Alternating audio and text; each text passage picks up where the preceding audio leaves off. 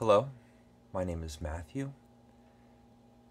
I read Dracula by Bram Stoker. This is a vampire novel, a horror story. And it begins with journal entries. Jonathan is writing in his notebook about leaving England and going to Transylvania to visit the Count Dracula, and going to Castle Dracula. And his early encounters in Transylvania, in the village, before he visits the castle, is full of misgivings and suspicion. The townspeople are worried and cautious. They don't want him to go. There's evil in the air. And he makes his way slowly. Makes it to the castle. Finally, he has an encounter with the Count. And the castle is well appointed. There are dinner sets, there's a table. It's a house full of comfort and luxury. And Dracula is dignified and graceful and seems to be a happy and accommodating host. And he makes it to his room. They have a dinner. The Count Dracula does not eat, but there's provisions and plenty of food.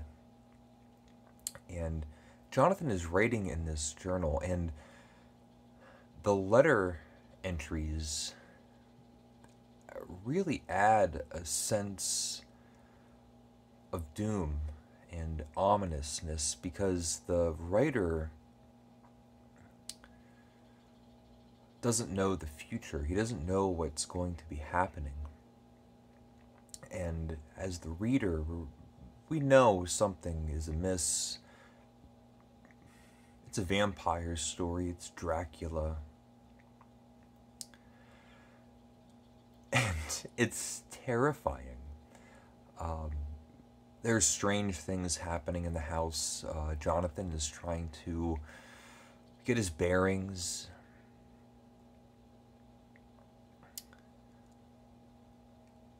Very quickly he realizes that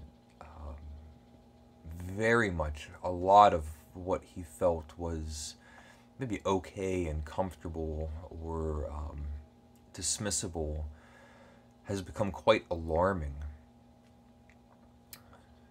He finds that there's no available exits.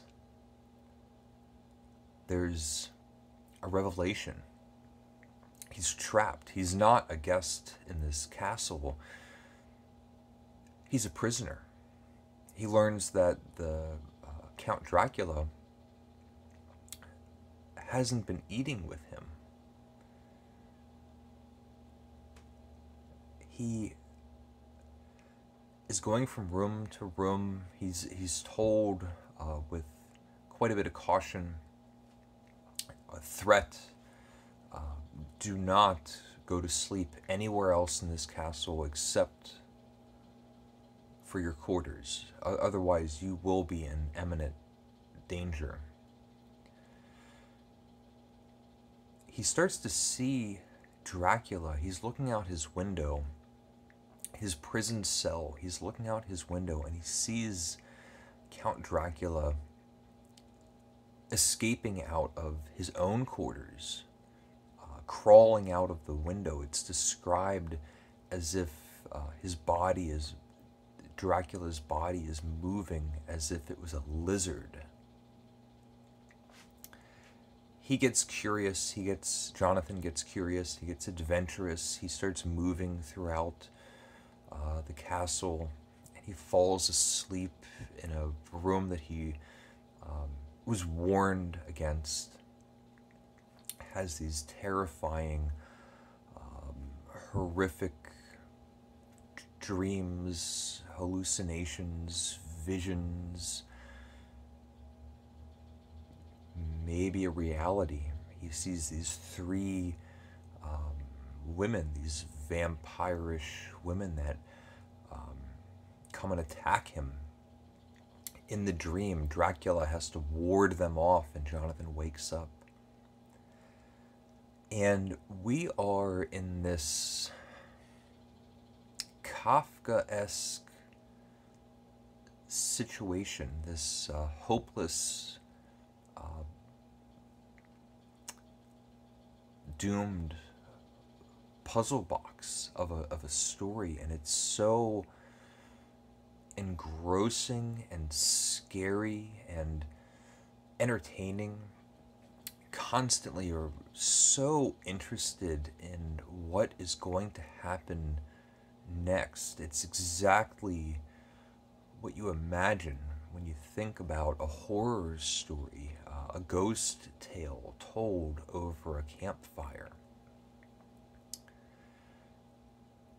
Jonathan escapes, and the story breaks off abruptly, and we are now in England, and the story continues on in the style of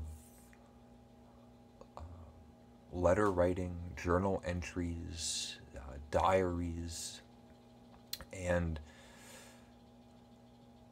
we are now introduced to a whole new cast of characters. We have Lucy and Mina and other characters, a mental patient who is eating insects and spiders and larger creatures.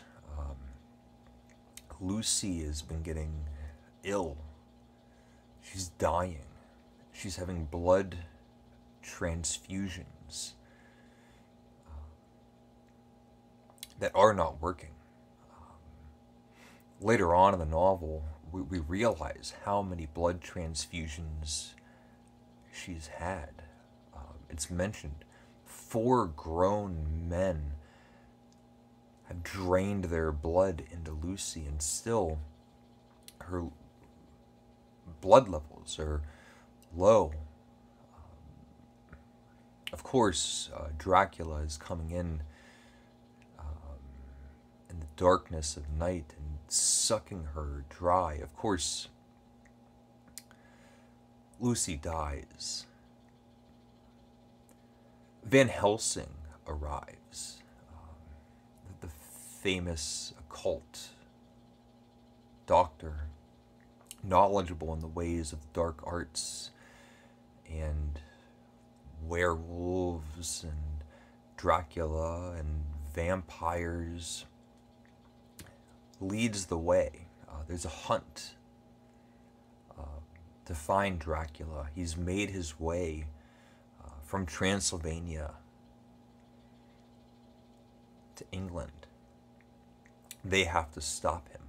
This group of people, they have to stop Dracula from creating more vampires. Dracula has brought with him a dozen or so coffins filled with Transylvanian soil that he wants to place all around London so he can have a resting place. Lucy has become a vampire. Van Helsing has to hunt her down. We have these horrific scenes of Lucy in the graveyard. Van Helsing explicitly, graphically talks about chopping off her head, filling her mouth with garlic, and stabbing her in the heart. Mina suffers a similar fate. There's now an adventure story, a band of people running around London looking for these coffins, filling them with holy sacrament. A confrontation with Dracula. Dracula is now on his heels.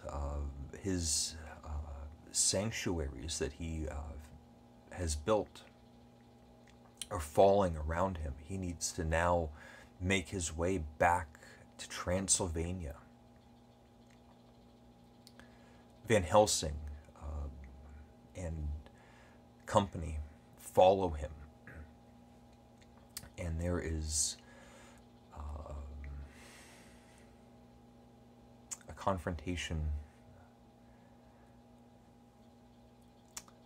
and the reveal after the beginning of the novel, where Dracula is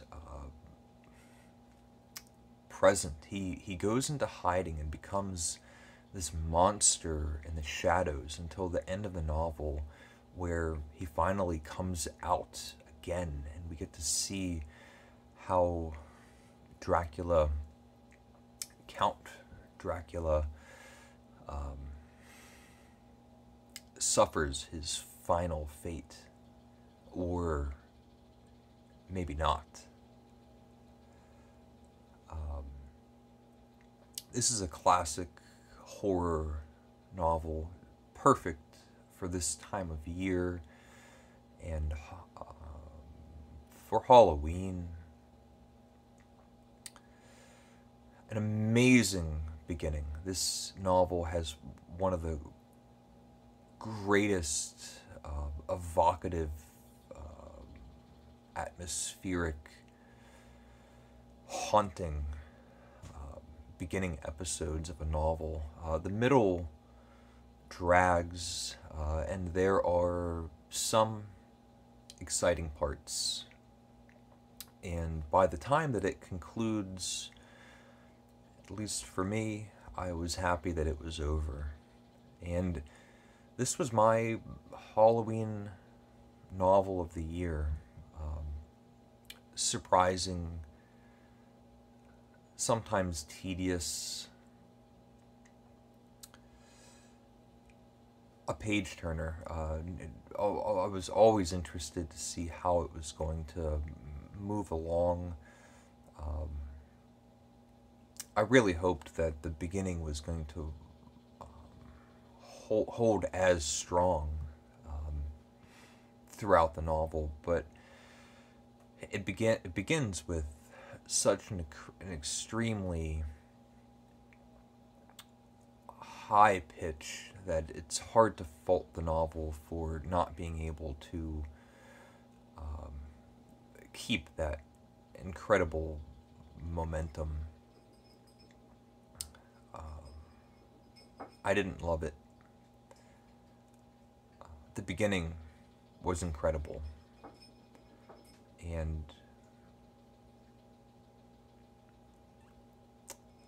I was happy when it was over. So, those are my thoughts on Dracula by Bram Stoker.